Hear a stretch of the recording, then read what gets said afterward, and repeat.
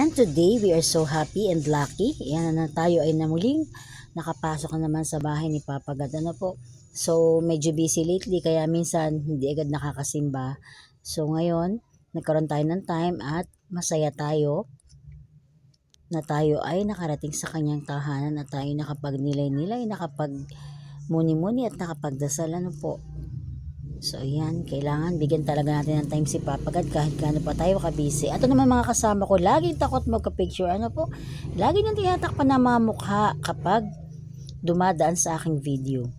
Ayan, o, tingnan naman. Ayan, so tayo nga po ay nakapagsimba today at masaya po tayo.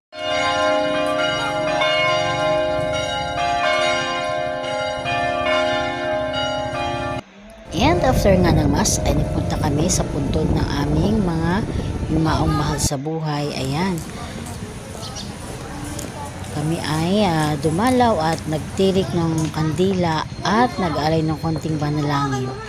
So, kailangan ay paminsan-minsan ay lagi pa rin natin silang inaalala at dinadalaw kahit na matagal na silang yumao at hindi natin nakikita. In this way ay maalala nila at makita nila na hindi natin sila nakakalimutan kahit na matagal na silang wala sa ating piling.